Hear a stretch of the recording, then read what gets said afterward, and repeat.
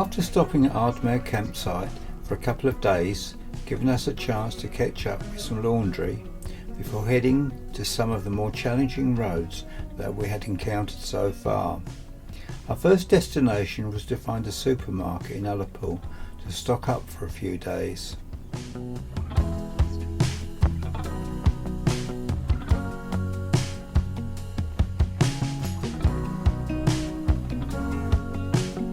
Ullapool is a small picturesque fishing village on the shores of Loch Broom in the northwest Highlands of Scotland. Despite its size, it's a major hub for travellers heading to the Outer Hebrides and exploring the famous NC 500 route, and it's home to the main Calmac ferry link to Stornoway on the Isle of Lewis.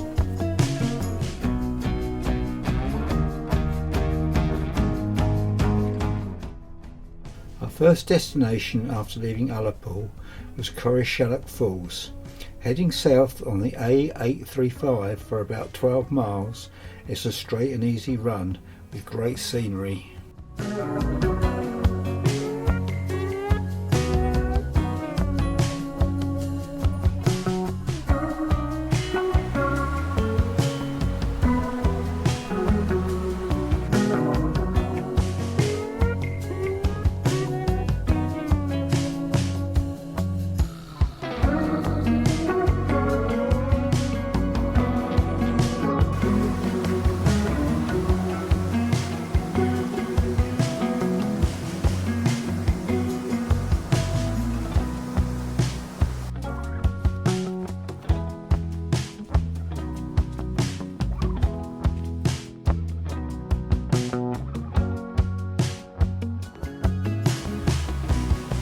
Corrieshalloch Gorge and Falls is a deep glacial gorge carved by meltwater at the end of the last ice age.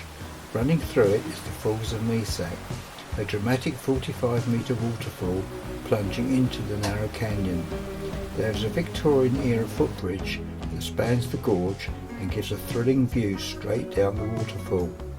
There is also a metal viewing deck that juts out over the gorge for a spectacular perspective of the falls.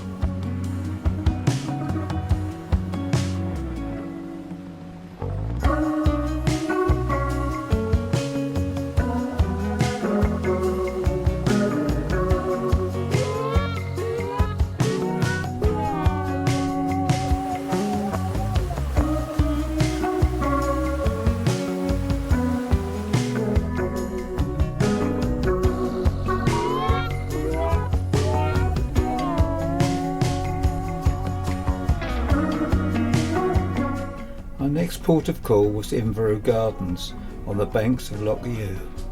Unfortunately, the weather took a turn for the worse and we had a very unsettled afternoon.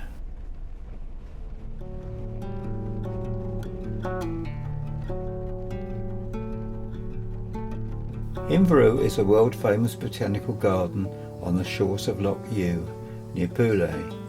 Thanks to warm currents from the Gulf Stream, it can grow exotic plants you wouldn't expect to find in the far north of Scotland.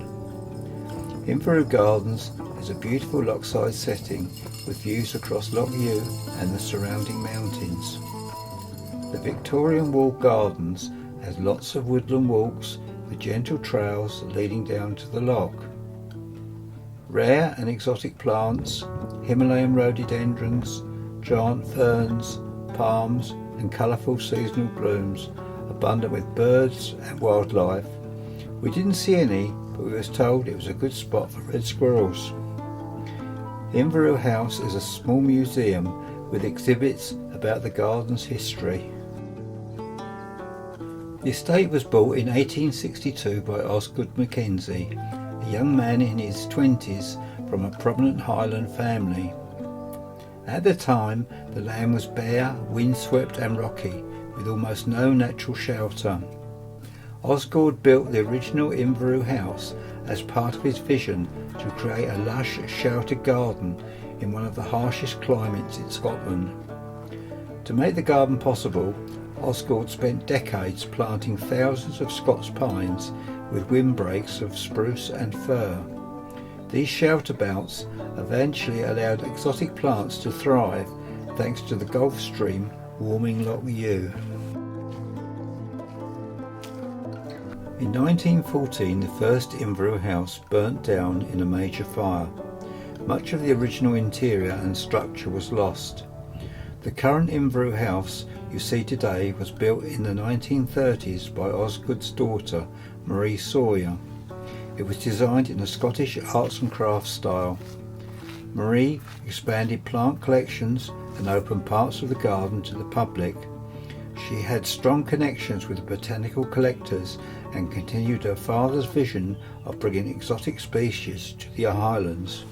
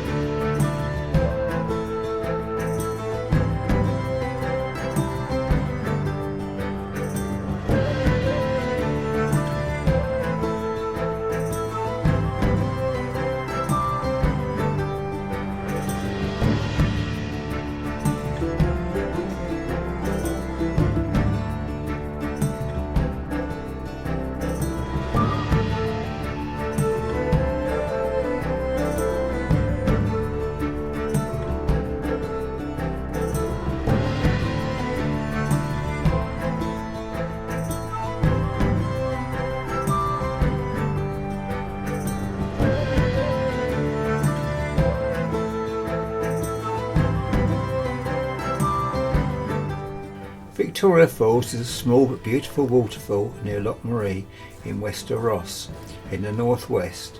It's nothing like the African Victoria Falls. This one is a peaceful woodland cascade. Victoria Falls is a short, easy 10-minute walk from the small car park, surrounded by pine forest that has a nice viewpoint with a clear look at the falls.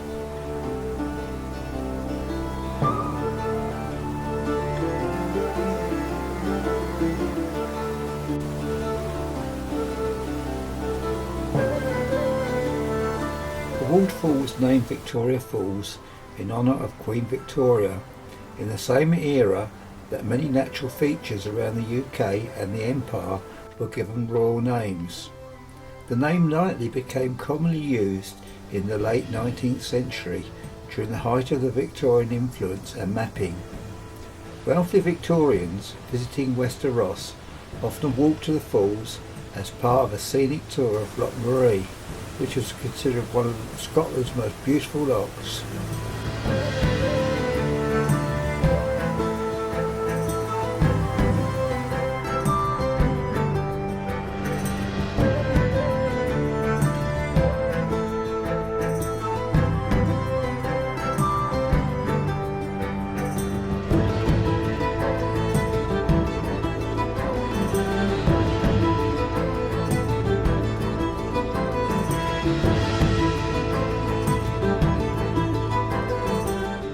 The next part of our journey takes us on the A832 towards Kinloch to our next destination, where we have booked into a campsite at Sheldag.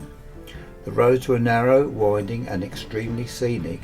Unfortunately the weather wasn't at its best and rain persisted for a while. After Kinloch we turned off on the A896 towards Torridon, where we stopped off at the Torridon Country Centre and Deer Park, a good spot for some lunch.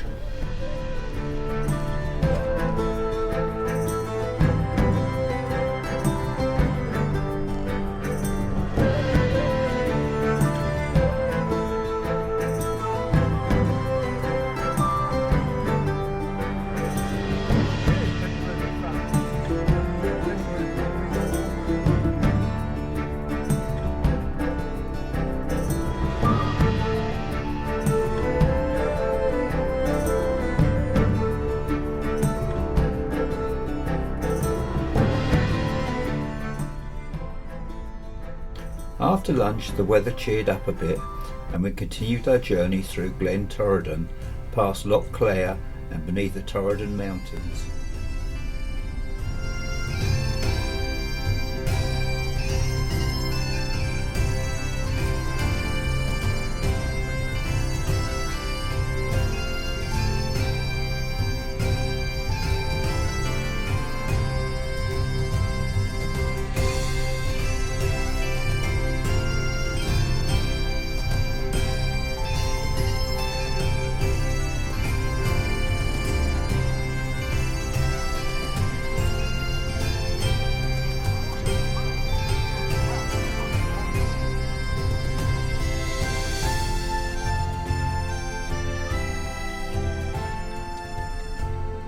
Sheldag campsite is a stunning location with elevated views over Loch Sheldag.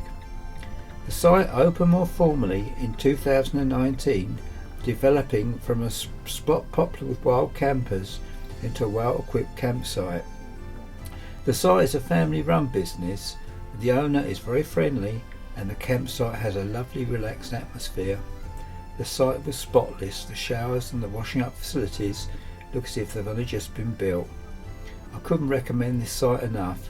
I would say it's one of the best run and scenic sites I've ever stayed on. The area is well known to climbers, hill walkers, photographers, wildlife enthusiasts, hikers and countless visitors from around the world. What is considered to be some of the finest scenery in Europe. Over the past few years, Sheldag area has attracted two rather special new residents. The subject in question are a pair of white-tailed sea eagles.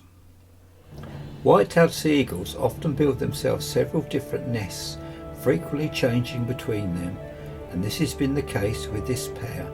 Currently located on Sheldag, Ireland, they have successfully raised a single chick for 2 years running.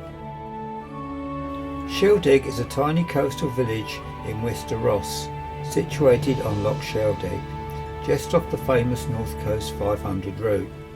It's about 15 minutes from Torridon and known for its dramatic mountains, sea views and classic Highland scenery. Sheldag was founded around 1800, originally to train sailors for the Royal Navy during the Napoleonic Wars. Families were encouraged to settle there with small plots of land, fishing rights and support for building houses. Because of its sheltered loch and natural harbour, Sheldag was considered ideal.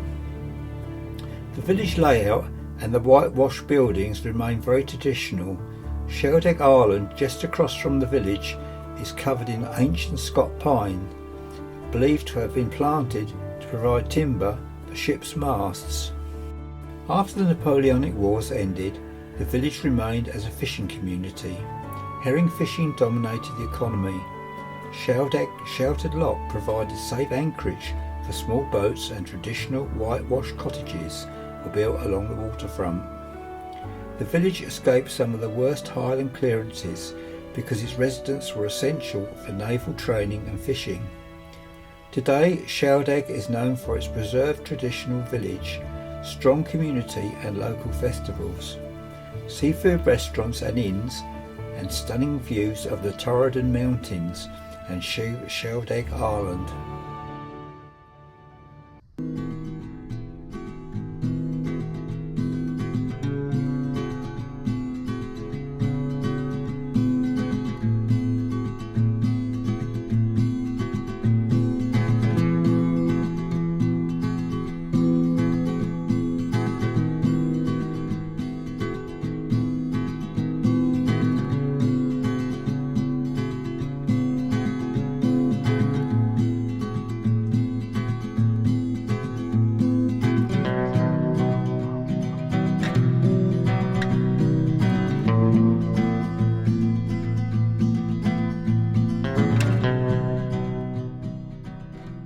Many stretches are single track, meaning only one vehicle width, with periodic passing places where vehicles must pull over to let oncoming traffic pass.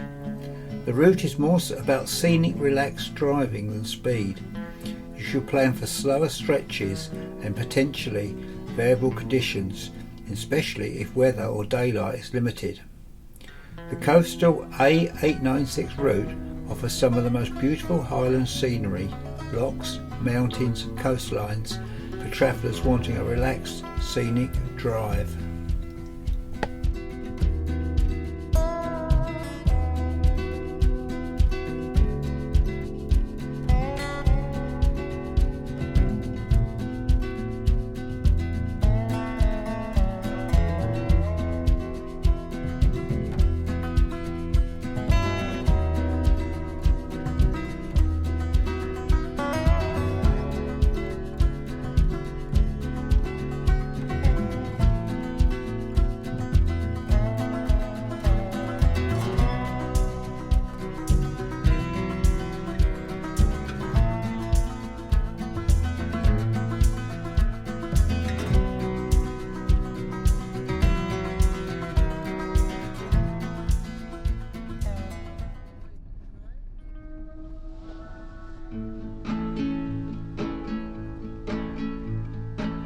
just wanna go out and walk with you.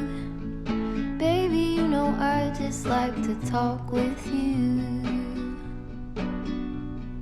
You don't have to tell me anything that's new. I just wanna go out and walk with you.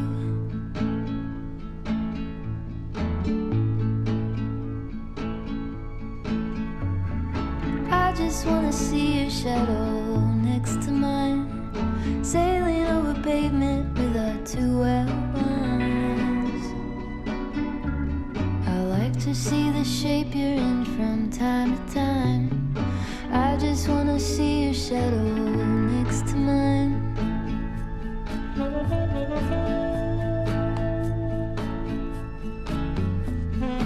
I just wanna see the same things you can see, understand the meaning on a new degree. Maybe that could happen when you're next to me. I just wanna see the same things you can see.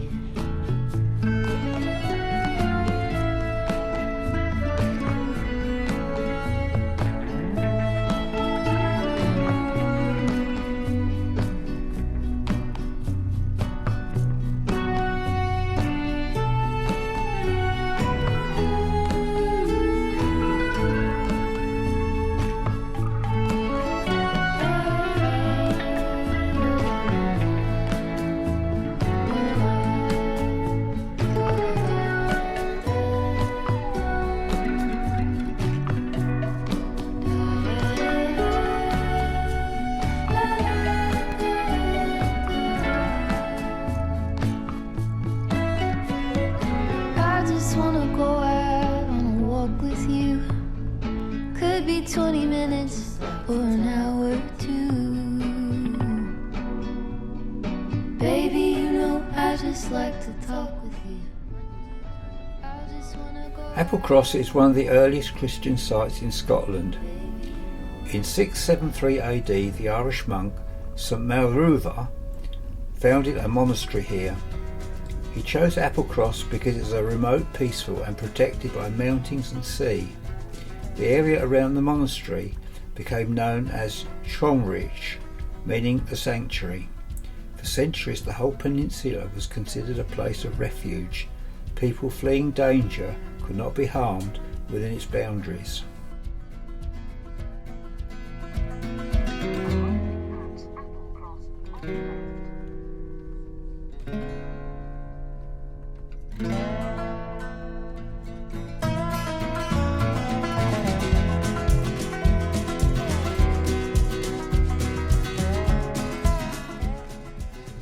Applecross is a tiny remote village on the Applecross Peninsula on Scotland's west coast. It sits opposite the Isle of Skye across the Inner Sound and is famous for its rugged beauty, wildlife and access roads.